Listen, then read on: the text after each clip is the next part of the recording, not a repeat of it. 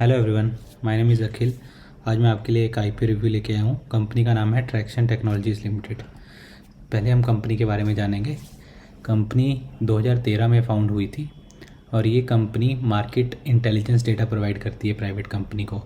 So for example कोई भी startup है, आजकल इंडिया में बहुत स्टार्टअप हो रही हैं आर्टिफिशियल इंटेलिजेंस में, साइबर सिक्योरिटी में, ई कॉमर्स में। तो ये सब स्टार्टअप को फंड करने के लिए वेंचर कैपिटलिस्ट अपना पैसा डालते हैं और उनको पैसा डालने से पहले इन कंपनियों का डेटा चाहिए कि इसमें क्या वैल्यूएशन चल रही है और क्या इनके कौन इसमें फाउंडर है, कौन प्रमोटर है और कंपनी का ट्रैक रिकॉर्ड कैसा है। तो ये डेटा जनरली अवेलेबल मार्केट में नहीं होता।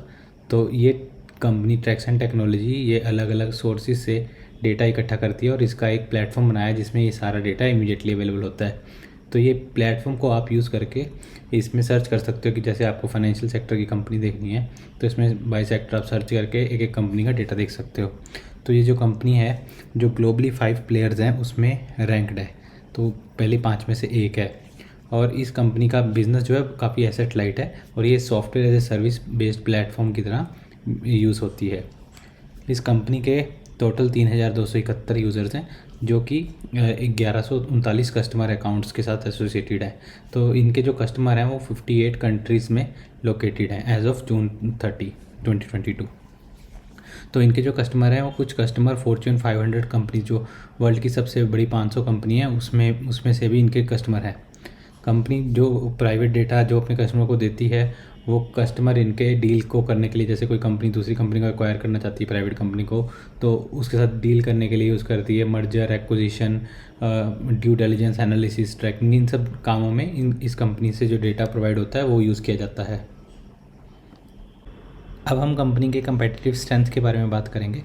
ये जो कंपनी है ये ग्लोबली जो leading data market intelligence data provider companies हैं उनमें से एक है और इनके पास काफ़ी डाइवर्स कंपनियों का डेटा है और इसका जो कस्टमर बेस है वो भी काफ़ी डाइवर्स है और ग्रोइंग कस्टमर बेस है। ये अभी डेवलप कर रहा है। जो इनका प्रोडक्ट है वो इन हाउस डेवलप्ड है, scalable and secure technology platform है। इनके पास जो सबसे बड़ी एडवांटेज है क्योंकि ये इंडिया से ऑपरेट करते हैं तो इनकी लेबर कॉस्ट कम है। तो इनके जो प्रमोटर हैं वो आईआईटी से हैं और ये एक्सपीरियंस प्रमोटर हैं, बोर्ड ऑफ डायरेक्टर और जो सीनियर मैनेजमेंट है वो भी बहुत अच्छा है कंपनी का।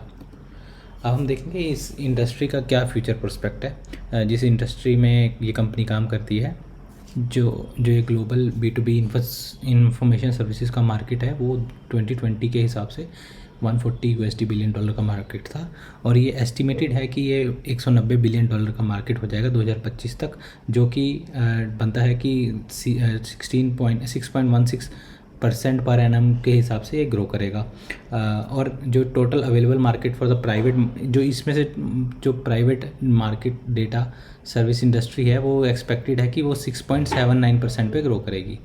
The growth of the market is expected to be mainly dependent on the growth of the number. So इस मार्केट का जो ग्रोथ है वो इस सेक्टर में जो प्राइवेट इक्विटी इन्वेस्टर्स हैं, वेंचर कैपिटलिस्ट हैं और जो स्टार्टअप इकोसिस्टम है, ये सारे सिस्टम के साथ ये डेवलप होगा।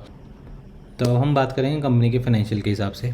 तो आप जैसे देख सकते हैं कि यहाँ पिछले 3 सालों का डेटा अवेलेबल है और ये ईयर टू ईयर कंपैरिजन है और लेफ्ट हैंड साइड में क्वार्टर टू क्वार्टर कंपैरिजन है। तो देख रहे हो आप कि शेयर कैपिटल बढ़ती जा रही है। शेयर मींस कंपनी बाहर से फंड ले रही है और उसके बाद कंपनी की नेट वर्थ नेगेटिव थी, फिर पॉजिटिव में आई और काइंड ऑफ स्टेबल है यहाँ पे।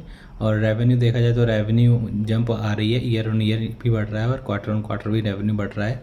प्रॉफिट आफ्टर टैक्स देखे कंपनी 2021 में भी लॉस में थी और 31 में भी, 2021 में भी लॉस मेकिंग थी और बट लॉस कंसिस्टेंटली कम हो रहा है। कंपनी के फाइनेंशियल्स इम्प्रूविंग है। अर्निंग पर शेयर आप देखोगे कि इसका मोस्टली लास्ट ईयर तक नेगेटिव ही था, अब जून क्वार्टर में इन्होंने positive earning per share post किया है।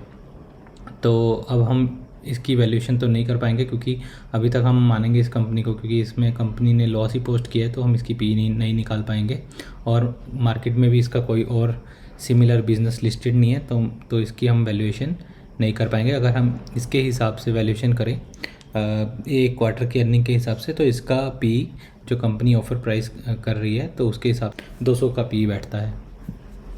तो ये आईपीओ की डिटेल के बारे में बात करेंगे। ये आईपीओ खुल रहा है 10 अक्टूबर से, जो कि 12 अक्टूबर तक चलेगा। कंपनी की शेयर का फेस वैल्यू है ₹1 पर शेयर, और जो कंपनी ने प्राइस इसका तय किया वो है 75 से ₹80, हायर बैंड पे ₹80 है। तो और जो इसका लॉट साइज़ है वो 185 शेयर्स का होगा। जो कंपनी का इशू साइज़ है उसमें 3,86,72,208 शेयर्स हैं, और कंपनी ये शेयर बेच के 309 करोड़ रुपए जमा करेगी।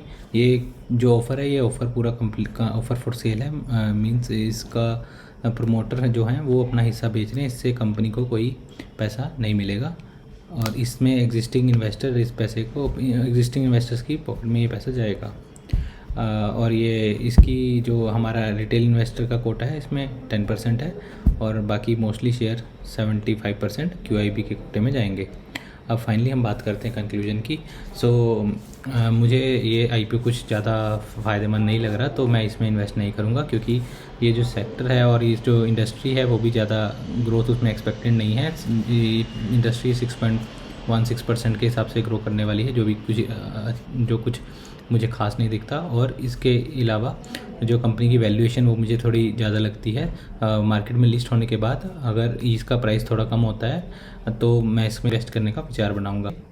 बाकी आप अपने फाइनेंशियल एडवाइज़र से कंसल्ट करके अपना डिसीज़न ले सकते हैं। Thank you. अगर आपको मेरी वीडियो पसंद आई तो इसको लाइक शेयर ज़रूर करना। अगर आपको कुछ और नया टॉपिक पे वीडियो चाहिए तो आप कमेंट में ज़रूर लिखना। Thank you.